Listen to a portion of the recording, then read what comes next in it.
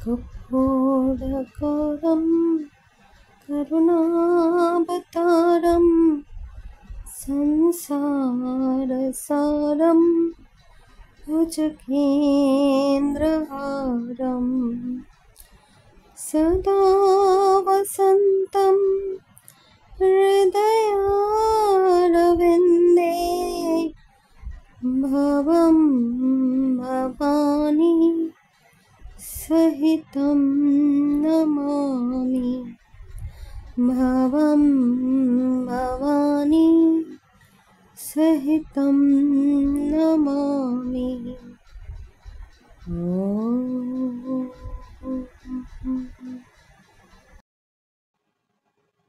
সবাইকে অনেক অনেক নমস্কার, প্রেম এবং আশীর্বাদের সাথে শুরু করছি নতুন বছরের নতুন এপিসোড।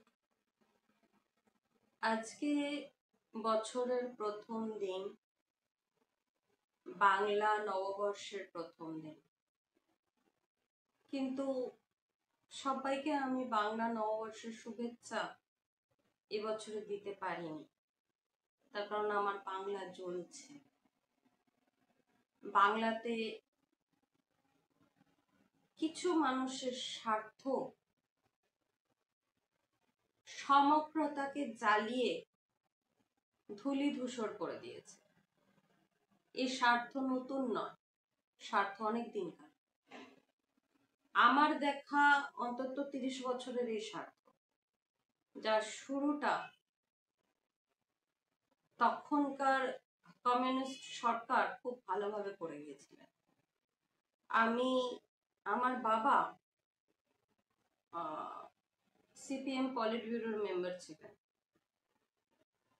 এবং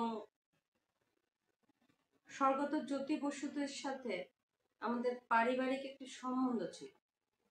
সেই জন্য এই পলিটিক্যাল সমগ্রতাকে আমি ভীষণ কাছ থেকে দেখবার সুযোগ পেয়েছিলাম, যেখানে আবার প্রণব মুখার্জিও আমাদের দুর্গাপুজোতে বরাবর আসতেন। কলেজ স্কোয়ারের দুর্গাপুজো আমাদের বাড়ি থেকে আমাদের বাড়ির মন্দির থেকে খুব বেশি দূরে নয়, এবং কালীঘাট থেকে তো খুব একটা দূরে নয়। আর যারা ওই সাইডটাতে থাকেন, মানে ভবানীপুর বালিগঞ্জের সাইডটাতে থাকেন, তারা জানেন যে আমরা সাধারণত ওই সাইডটা পুরোটাই চষে বেড়ানো মানুষ প্রজাতি ছিলাম।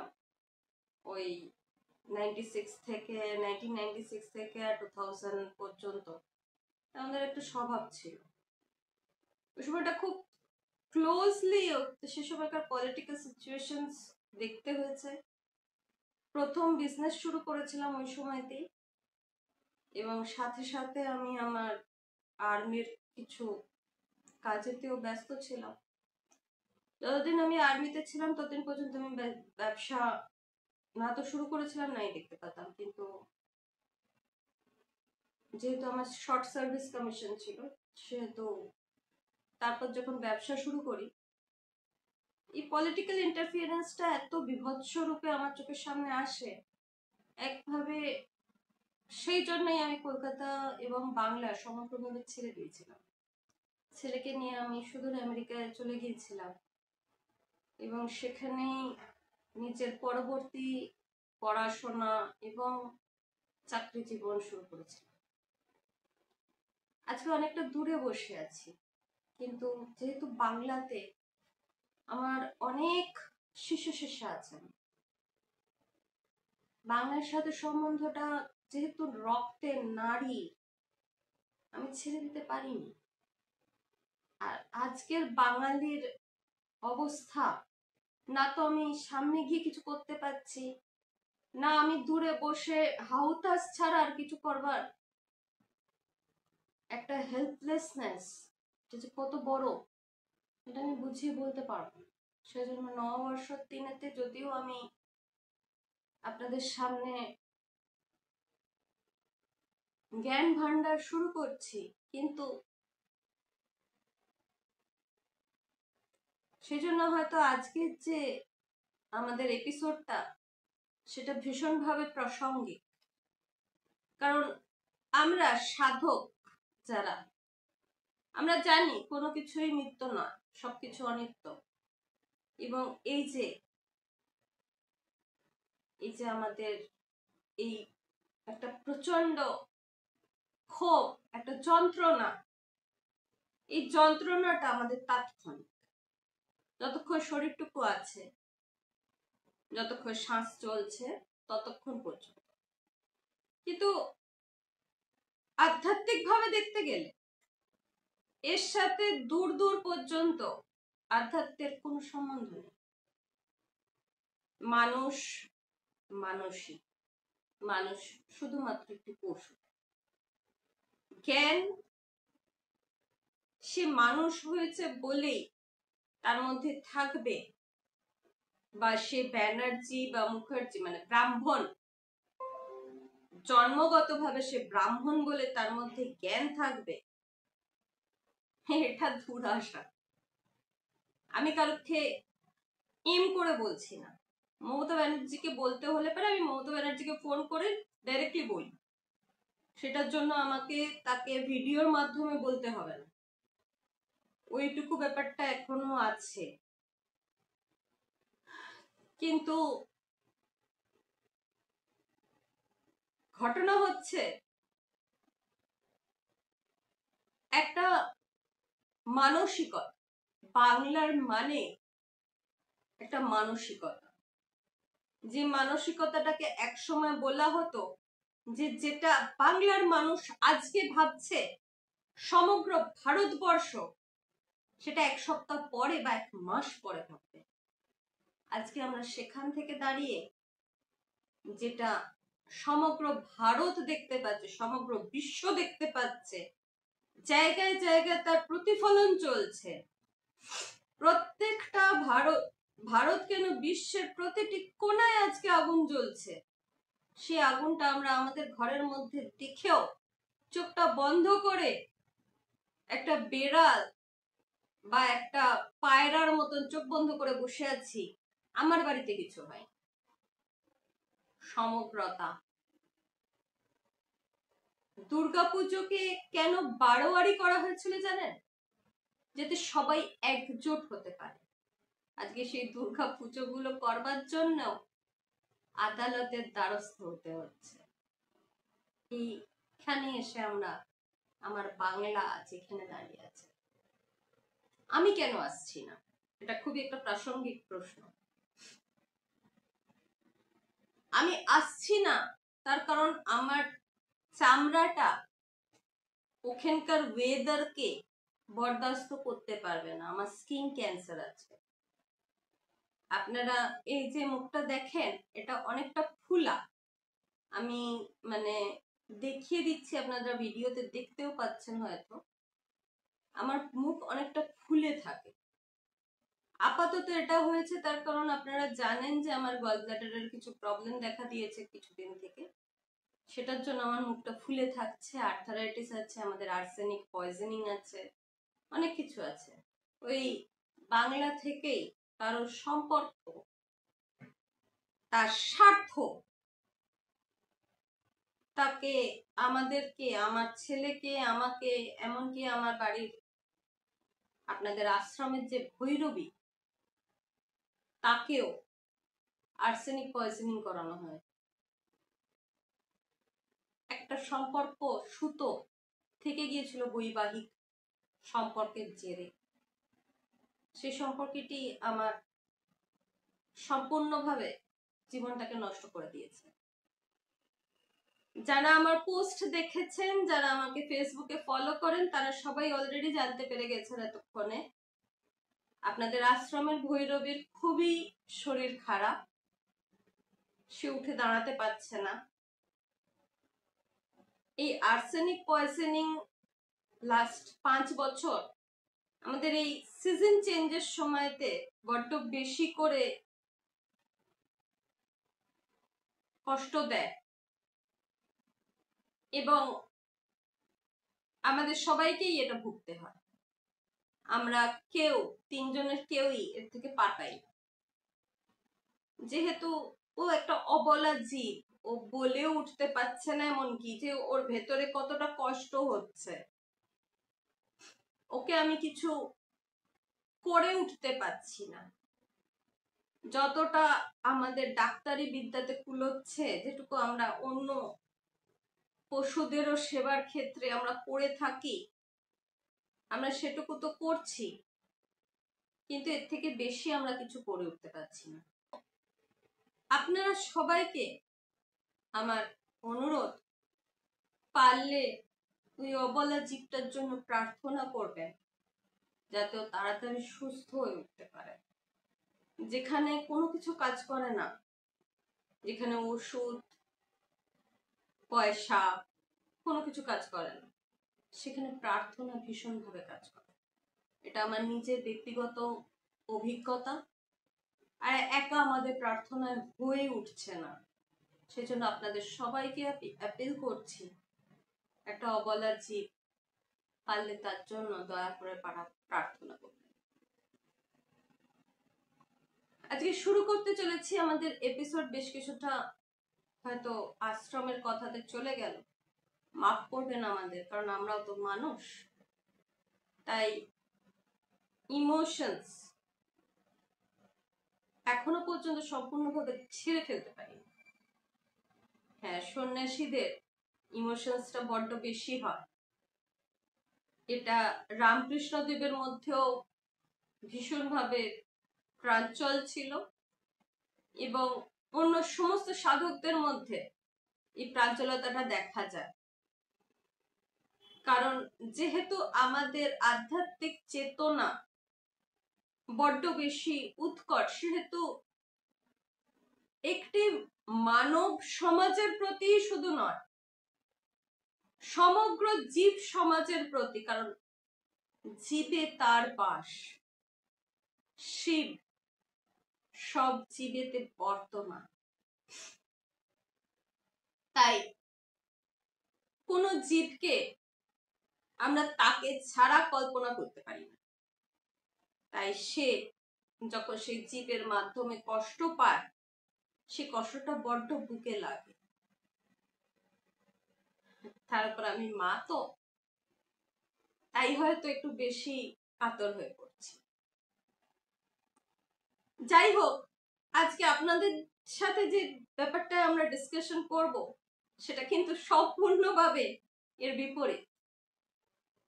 কারণ আগের বারে আমি জ্ঞানের প্রয়োজন নিয়ে আলোচনা করেছিলাম, এবারের আমাদের আলোচ্য বিষয় হচ্ছে জ্ঞান কয় প্রকার। জ্ঞানের মাত্র দুটি প্রকার আছে, একটি হচ্ছে দ্বৈতবাদ, ডুয়ালিটি, এবং অন্যটি হচ্ছে অদ্বৈতবাদ, নন ডুয়ালিটি। জ্ঞানকে যদি আমরা পৃথক করি, তাহলে একমাত্র এই দুটি প্রকোষ্ঠতে আমরা একে আলাদা আলাদা দুটি ঘর দিতে পারি। প্রভুর জ্ঞান মানে শিবকে জানা হচ্ছে অদ্বৈতবাদ। লাল, নীল, কালো, হলুদ, সুখ, দুঃখ, ঠিক, ভুল, সমাজ কি বলবে, মানুষের ভাবধারা নিয়ে আমাদের মনের মধ্যে শত চিন্তা, আলাদা আলাদা রঙে এই পৃথিবীটাকে দেখা। এখানে এই যে আমি বললাম লাল, নীল, কালো, হলুদ, এই সবই কিন্তু সমাজের একটি বিভক্তি এবং সমাজের আলাদা আলাদা রং। আপনি পুরুষ, আমি নারী, আমি নারী, ও একটি ছোট বাচ্চা, ও একটা বিড়াল, ও একটা কুকুর, একটা হাতি, বাঘ, আবার সে বিরাট বড় লোক, ও বিরাট গরিব লোক। এই যে বিভক্তি, এটাকেই বলা হয় দ্বৈতবাদ, এবং সেটি হচ্ছে অজ্ঞান। যদিও আমরা অজ্ঞানকেও জ্ঞান হিসাবে বলছি, শৈববাদীতে অজ্ঞান মানেও জ্ঞান। শিব বলছেন সেটাও তো একটা জ্ঞান। তোমার ভুল ধারণা থাকতে পারে, কিন্তু সেটা তো ধারণা, সেটা ভুল হতে পারে। তুমি সত্যের সাথে পরিচিত নও, অসত্যকে তুমি সত্য বলে ধরে নিয়েছো, কিন্তু সেই অসত্যটা তোমার কাছে যেহেতু সত্য, সেহেতু সেই অসত্যটাও সত্য। অনেকটা ওই মাশরুম গুরুদের মতন হয়ে গেল, যে ঘুরিয়ে ঘুরিয়ে ঘুরিয়ে পেঁচিয়ে আমি একটা কথাই বলে গেলাম। ওটা আমি নিজেও বুঝতে পারলাম, আমার নিজের কানটাই বাজবে। তাই ওটাকে আর একটু ক্লিয়ার করে বলি, নাহলে হয়তো বুঝতে পারবেন না। ধরুন একটা মানুষ, সে জানছে তার জীবনের শিক্ষা ভীষণভাবে দরকার। এবার এই শিক্ষা বলে সে কোন শিক্ষাকে ভাবছে? আমরা সাধারণত একাডেমিক, মানে স্কুল থেকে, কলেজ থেকে এবং বিদ্যার দ্বারা, পড়াশোনার দ্বারা, রিসার্চের দ্বারা যতটা আমরা জানতে পারি, সেটাকে আমরা শিক্ষা বলে বাচ্য হিসাবে ধরি। যারা 80s বা 90s এ ছিলেন, স্পেশালি এই ধরনের ভাবধারাটা তাদের মধ্যে সব থেকে বেশি দেখা যায়। 2000-এর পরবর্তীকালে এই ভাবধারার পরিবর্তন আসে, চূড়ান্তভাবে এই ভাবধারা বদলে যায় 2015-র পর থেকে, যখন প্রত্যেকটি মানুষের হাতে ইন্টারনেট বলে একটি বস্তু সহজলভ্য হয়ে ওঠে, যা 1983-তে হয়তো ভারতেতে এসে গিয়েছিল, কিন্তু সেটা যেহেতু এত বেশি কস্টলি ছিল, অনেক বেশি পয়সার দিয়ে তারপর সেটা পাওয়া যেত, সেহেতু ওটা সবার হাতে হাতে ঘুরতো না। তখনকার দিনে যারা কম্পিউটার নিয়ে কাজ করছেন, যারা কম্পিউটারেতে বসে থাকতে পারছেন, তাদের সাধারণত এলিট ধরা হতো। এটা আমি আমার নিজের জীবনেও লক্ষ্য করেছি। যেহেতু আমরা বাইরের দেশে গেছি বা আমরা কম্পিউটার জানি, সেহেতু আমাদের নিজেদের কদরটা অনেকটা বড় হয়ে যায়। মানুষের চোখের কদর, এটা কিন্তু একটা ভ্রম। কিন্তু তবুও শিক্ষা তার আদল সম্পূর্ণভাবে বদলে ফেলল। 2015-র পর আমরা দেখতে পেলাম প্রতিটি বাচ্চার হাতে একটা করে ট্যাব।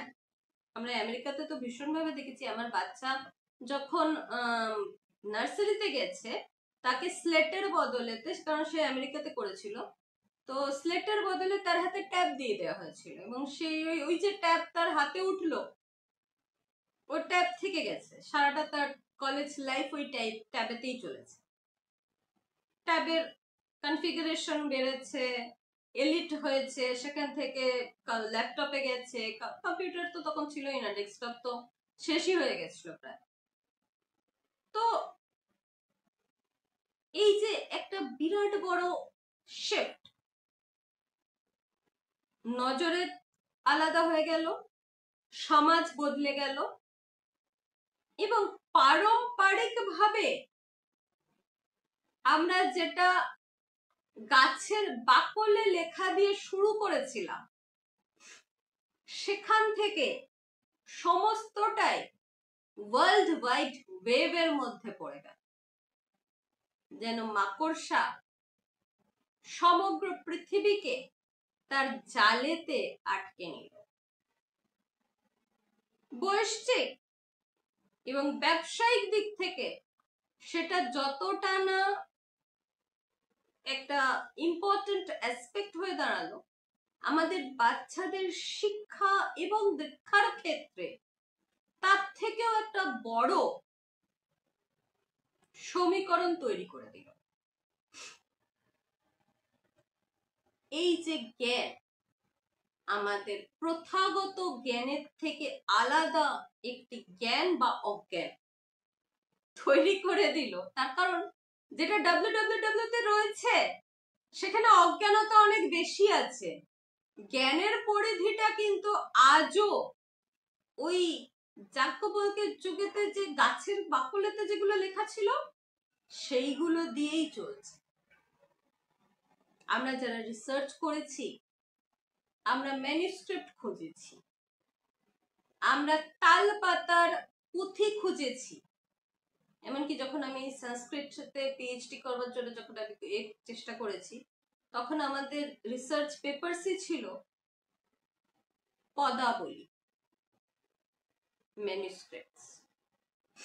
সেখান থেকে বিভিন্ন ধরনের সংস্কৃত আলাদা করে তুলে নিয়ে তার উপরে রিসার্চ করাটা সব থেকে এলিট মোস্ট ছিল, এবং সেগুলোকে ডাব্লিউডাব্লিউডাব্লিউ মানে ওয়ার্ল্ড ওয়াইড ওয়েবেতে প্রথাগত জ্ঞানের বদলে সেগুলোকে স্ক্যান করে কপি করে রাখা, যাতে আমাদের পরবর্তী প্রজন্ম সেই জিনিসগুলোই পড়তে পারে।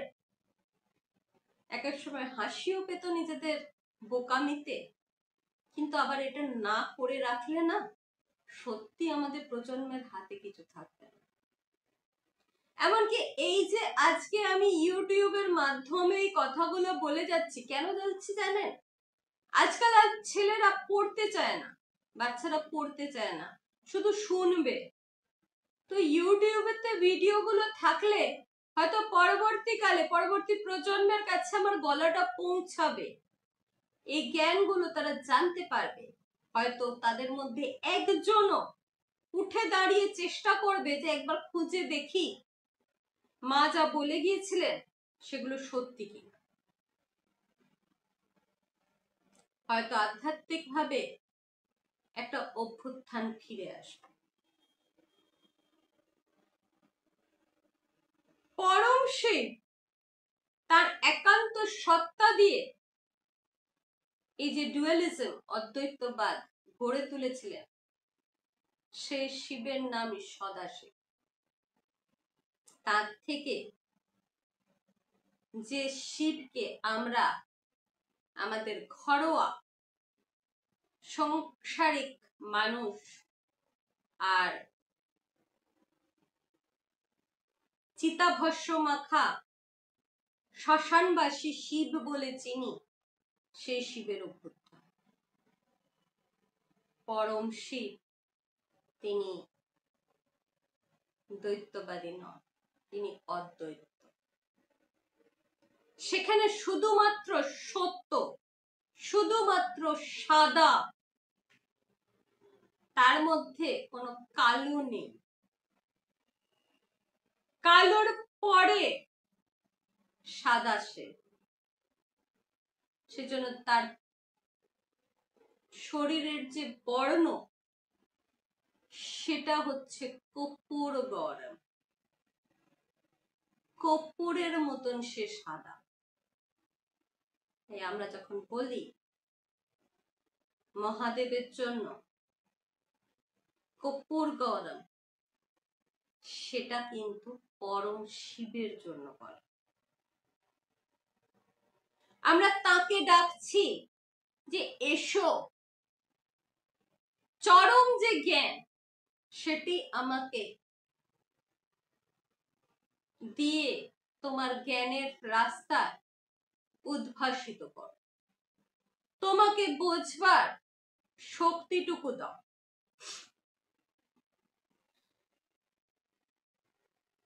আপনারা যারা ধ্যানের পথে আছেন তারা লাল, নীল, আরেকটু লাল, তারপর সবুজ, তারপর হলুদ, সাদা,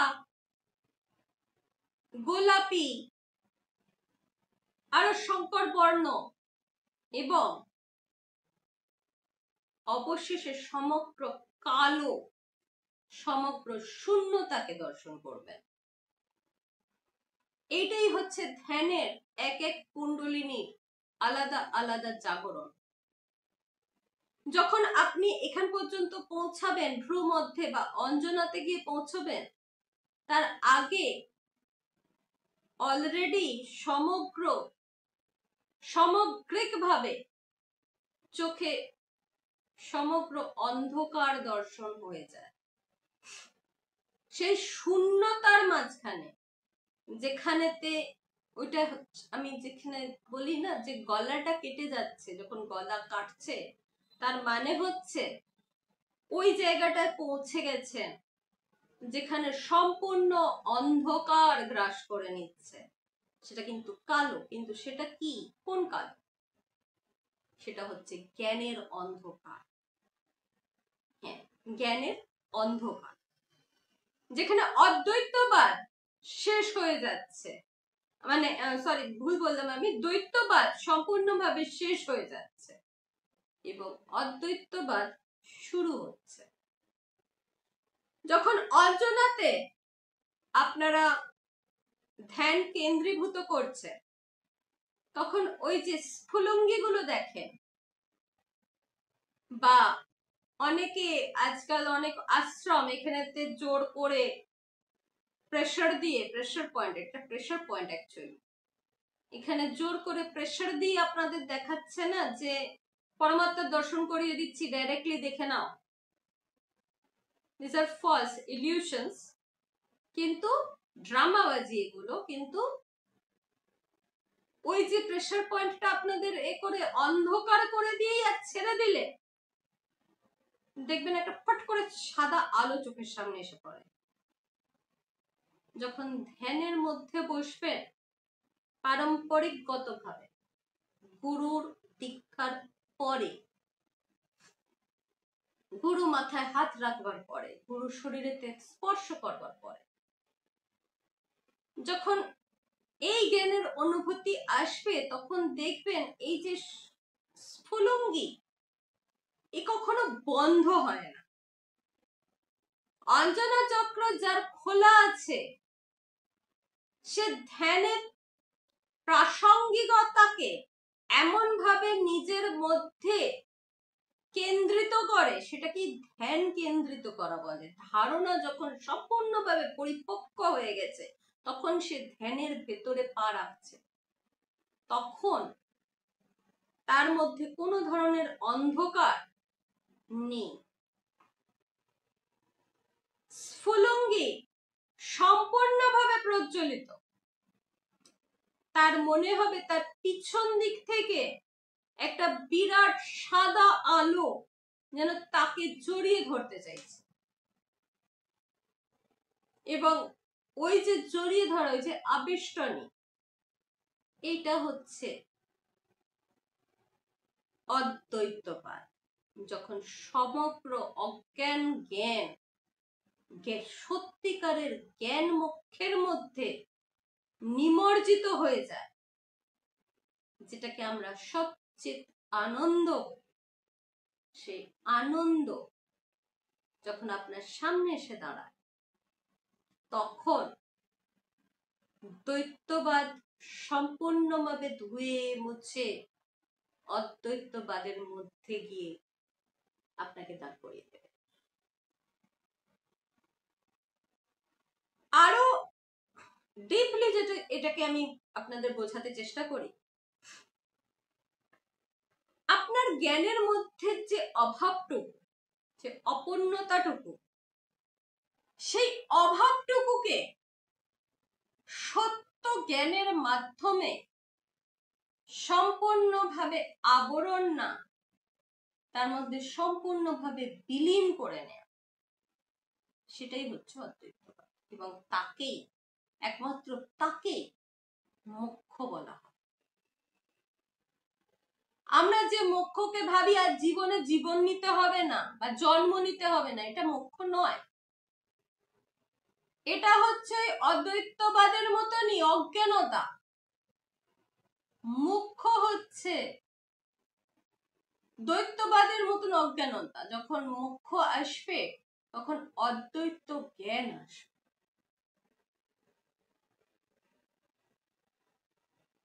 স্ফটিকের উপর যদি কোনো আলো পড়ে, তখন আমরা সাতরঙা রং দেখি। তো এই যে সাতরঙা রংটা একটি সাদা স্ফটিকের মধ্যে থেকে বেরোচ্ছে, যে বিচ্ছুরণটা হচ্ছে সেই বিচ্ছুরণটা করবার সময় আমরা একটা সাদা স্ফটিক ব্যবহার করছি। তাহলে ওই সাদা স্ফটিকটার মধ্যে কি ওই সাতটা রং আছে? আছেও, আবার নেইও। সেইভাবে শিবের মধ্যে শক্তি আছেনও। এবার শিব এবং শক্তি আলাদা আলাদা নন, বরঞ্চ এক, এবং সেইটি হচ্ছে পরম সত্তা বা পরমাত্মা। এই যে এই জ্ঞানটুকু একটা সহজ কথাতে আমি বলে গেলাম, এইটাই হচ্ছে মুক্তি। আপনার প্রাপ্ত সব ধরনের জ্ঞান যেখানে বিলুপ্ততা হয়, আপনি ভাবতেন মা এত কষ্ট করে সমস্ত কিছু জাগিয়ে কি হলো না, অন্ধকারের মধ্যে নিমগ্নতা, সেটাই জ্ঞান। হ্যাঁ, এটাই হচ্ছে জ্ঞান।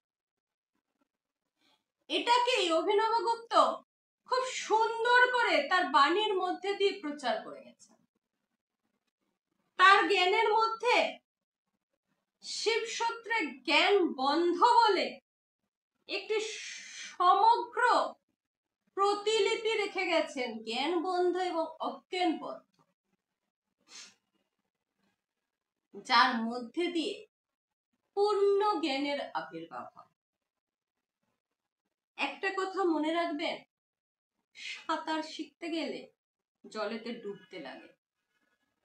কখনো জলের মধ্যে ডুবেছেন? জলেতে যখন প্রথম হাবুডুবু খেতে হয়, ওই এক্সপেরিয়েন্সটা মনে আছে? ওই পার্টিকুলার এক্সপেরিয়েন্সটা যদি রিকাউন্ট করতে পারেন নিজের মনের মধ্যে, তাহলে এই দ্বৈতবাদ আর অদ্বৈতবাদ একবারে জলের মতন আরাম করে বেরিয়ে যেতে পারবেন। সব ধরনের অজ্ঞানতা ক্রস করে আপনি সমগ্র জ্ঞানের মধ্যে পৌঁছে যাবেন, ওই ভাবনাটাকে নিয়ে আসুন। It's a brilliant example. যখন আপনি ধ্যানের মধ্যে ঠিক ওই রকমই ভ্রমর পাবেন, ধ্যানের প্রতিটি প্রকোষ্ঠা যখন আপনি উত্তীর্ণ হতে থাকবেন, আপনার কুণ্ডলিনী যখন এক জায়গা থেকে আরেকটা জায়গায় জাম্প করবে, ঠিক ওই রকমই ভ্রমর পাবেন, যেটা জলেতে ঘুরাতো ঘূর্ণি। কারণ আমরা তো গঙ্গার কাছের মানুষ, তো আমি সাঁতার শিখেছি গঙ্গায়, তো এই ঘূর্ণিতে আমি অনেকবার পড়েছি। তো এই ঘূর্ণির এক্সপিরিয়েন্স যাদের যাদের আছে, সাথে সাথে বুঝতে পারবেন যে ধ্যান সাধনার মধ্যে দ্বৈতবাদ থেকে অদ্বৈতবাদে যাওয়ার জন্য ঠিক ওই রকমই একটা ঘূর্ণি পড়ে। আপনারা যারা বিবেকানন্দ মঠ বা দক্ষিণেশ্বরের ডেলি কমিউটার, আপনারা জানেন বেলুড় মঠের প্রধান ঘাট যেটা, ঠিক তার লেফট হ্যান্ড সাইডে রাইট হ্যান্ড সাইডেতে একটা বড় ঘূর্ণি আছে, এবং ওখানে সবাই বলেন এবং মঠের প্রতিজন বলে, এখানে তো প্ল্যাকেট লাগানো আছে, যেখানে ঘূর্ণি আছে এখানে যেও না। গঙ্গার জলে অনেক অনেক জায়গাতে ওই ধরনের ঘূর্ণি আছে। আমাদের ঋষিকেশে একটা বিরাট বড় ঘূর্ণি আছে, এবং সেখানেতে যদি কেউ কিছু পড়ে, সে অতলে তলিয়ে যায়। আমি এটা কেন বললাম জানেন? যদি দ্বৈতবাদের ওই ঘূর্ণিতে পড়ে যান, সমগ্র জীবনটা ওই দ্বৈতবাদ হা করে গিলে নেবে। অনেক জায়গায় আপনারা দেখেছেন মহাকালীর ছবিতে মাকে বিরাট বড় হা মুখে দেখা যায়, যেখানে তিনি যখন সংহার রূপে আছেন, সংহার রূপে সমগ্র সৃষ্টিকে সেই হায়ের মুখে গ্রহণ করছেন, গিলে নিচ্ছেন। ওটা সেই ভ্রম। আমাদের প্রত্যেক মনের মধ্যে ওই ভ্রমর আছে। সেই ভ্রমর থেকে আমাদের মনের মধ্যে দ্বৈতবাদের জন্ম। কখনো গুরুর প্রতি দ্বৈতবাদ, হয়তো উনি ঠিক বলছেন না, কখনো কোনো জ্ঞানীর প্রতি দ্বৈতবাদ। আমার মনে হচ্ছে এটাতে একটু সন্দেহের ব্যাপার আছে। এই যে মনের মধ্যে এই ফ্লিকারটা আসলো, সাথে সাথে মায়া সম্পূর্ণভাবে ঘিরে নেবে এবং ওই ভ্রমণের মধ্যে আপনাকে নিমজ্জন করে নিয়ে সোজা টেনে বার করে দেবে। এই জন্মটা গেল। এই জন্মতে আর শিব বোঝা যাবে না। এই জন্য বলা হয়েছে নিজেকে শিব ভাবো। এই জন্য বলা হয়নি যে সতীকে নিজের স্ত্রী ভাবো বা অন্য কোন নারীর সাথে সংসর্গ করো যাতে তুমি শিব আর সে সতী। না, নিজেকে শিব ভাবো এই কারণে বলা হয় যাতে তোমার মধ্যে যে এত দ্বৈতবাদ রয়েছে সেগুলোর থেকে অদ্বৈতবাদের দিকে তুমি অগ্রসর হতে পারো। কিন্তু আমরা মানুষ এটা বুঝতে চাই না, জানেন তো। কি আর করা যাবে, একে বলা হয় মল, মনের মল। যেখানে এটা হচ্ছে মলরূপী অজ্ঞান, যেখানে আপনার সংকল্প থেকে আপনাকে বিচ্যুরণ করে ফেলে দেয়। সে যেভাবেই পারুক না, আপনার মনে হয় চলো এটা হচ্ছে না এটা করে দেখি, চলো এটা হচ্ছে না এটা করে দেখি, আপনাকে স্থিতি আসতে দেয় না, আপনার মনকে কেন্দ্রিত করতে দেয় না, আপনাকে এক জায়গায় বসতে দেয় না। এই হচ্ছে মনের মন। বুদ্ধি, বৌদ্ধিক জ্ঞান আসলে অজ্ঞান। আমরা এই জন্য বলি বুদ্ধ ধর্ম বা জৈন ধর্ম আধ্যাত্মিক, অর্ধ জ্ঞান। এবং অর্ধেক জ্ঞান, জ্ঞান না থাকার থেকেও ভয়ঙ্কর। জ্ঞান নেই ঠিক আছে, খালি পাত্র, সেটা যে কোনো কিছু দিয়ে আপনি ভরতে পারেন। আপনি দুধ দিয়েও ভরতে পারেন, বিষ দিয়েও ভরতে পারেন। কিন্তু যেখানে অর্ধেক দুধেতে চোনা ফেলা আছে সেখানে শুধুই ছানা পাওয়া যাবে, তাও বেশ কিছুটা বিকৃত। সেই জন্য বৌদ্ধ বা জৈন মতেতেও বৌদ্ধতন্ত্র এবং জৈনতন্ত্র পাওয়া যায়। যে বৌদ্ধতন্ত্র আসলে আমাদের সনাতন তন্ত্রেরই একটা প্যাকেজ মাত্র। বলা হয় না পুরনো বোতলে নতুন মদ, ওটা তাই। সেটাও যেহেতু ঠিকভাবে ফার্মেন্টেশন হয়নি, সেহেতু না তো ওটা ঠিকভাবে তৈরি হয়েছে আর নাই ওটার কোনো কাজ পাওয়া যায়, কারণ ওটা তো অর্ধেক, আধা আধুরা জ্ঞান। সেটা কি করবে, সেটাতে তো কিছু পাওয়া যায় না। ঠিক সেইভাবে আমাদের এখনকার তান্ত্রিক সমাজ যেটা করছে, জাদু টোনা এই ধরে আনো ওই ধরে আনো, এগুলো ওই অর্ধ জ্ঞান, আর এগুলো ভীষণ ভয়ঙ্কর। সেই জন্যই বলা হচ্ছে অর্ধ জ্ঞান ভয়ঙ্করী, এর থেকে বেশি ডিস্ট্রাকটিভ কিছু। সত্যি সংহারের কারণ এই অর্ধ জ্ঞান, একে অর্ধ নগ্ন জ্ঞান বলা হয়। নগ্ন কেন?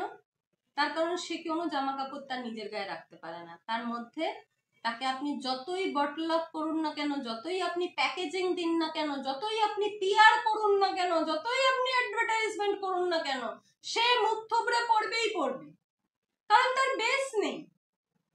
বেস আনতে গেলে আপনাকে আসল জ্ঞান নিতে হবে, দ্বৈতবাদ থেকে অদ্বৈতবাদে যেতে হবে। দ্বৈতবাদ, দ্বৈতবাদ নয় কিন্তু। অনেকে আবার ওটাকে দ্বৈতবাদ থেকে দ্বৈতবাদও বলে, কিছুটা একই ধরনের। কারণ দ্বৈতবাদ মানে দুইবাদ, ওটা যারা ভাবে তাদের মধ্যে বেশ কিছু মানসিকতা ওই দৈত্যদের মতন। সেই জন্য আমরা মস্করা করে, ইয়ার্কি করে সাধারণত বলে থাকি এ দৈত্য।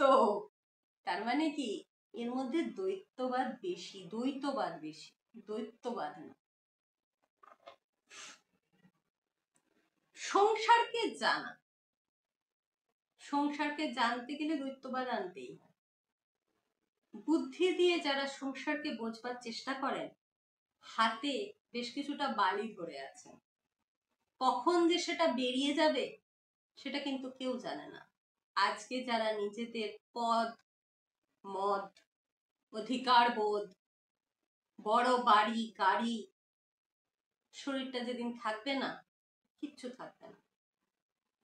নামটাও 100 বছরের মধ্যে কোথায় যে ভেসে যাবে কেউ জানে না। কিন্তু আমাদের কত বড় পশুবাদ, যে আমরা পশুপতিকে বলে দিই তুমি অজ্ঞান। শিব এই সংকোচনটা নিজে করে, নিজের অদ্বৈতবাদকে সংকুচিত করে দ্বৈতবাদের একটা আবরণ তিনি নিজে মায়ার মাধ্যমে সৃষ্টি করে নেন, যাতে আপনাকে ওই মায়ার বন্ধনেতে পশু বানিয়ে নিজে পশুপতি থাকতে পারে। বড্ড বেশি সেলফিশ শোনালো ব্যাপারটা। একটা ছোট বাচ্চা যখন একটা বিশ্বকে নিয়ে খেলা করছে, আশা করি নজরুল ইসলামের ওই গানটা সবাইকার একসাথে মনে পড়ে গেল, খেলিছ এ বিশ্বলয়ে বিরাট শিশু আনো মনে।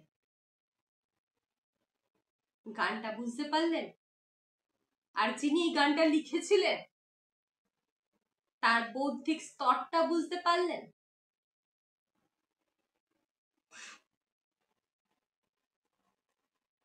আজ আপনাদের থেকে এইখানেই আমি বিদায় নেব, কারণ এর থেকে বেশি আজকে বলবার মতো ক্ষমতা আমার মধ্যে নেই। পরের বার আমরা জ্ঞান শক্তির স্বরূপ এবং এর পরবর্তী ভাষা নিয়ে আলোচনা করব। দয়া করে সাবস্ক্রাইব করুন, মেম্বারশিপটা নিন, কারণ এর পরে হয়তো আমরা বেশ কিছু মেম্বার্স অনলি ভিডিও নিয়ে আসছি, যেটার মধ্যে আপনাদের সাথে সাধন ক্ষেত্রে কিছু গোপনীয় আলোচনা করতে থাকবো। সবার থেকে বিদায় নিয়ে পরবর্তী ভিডিওতে আবার দেখা।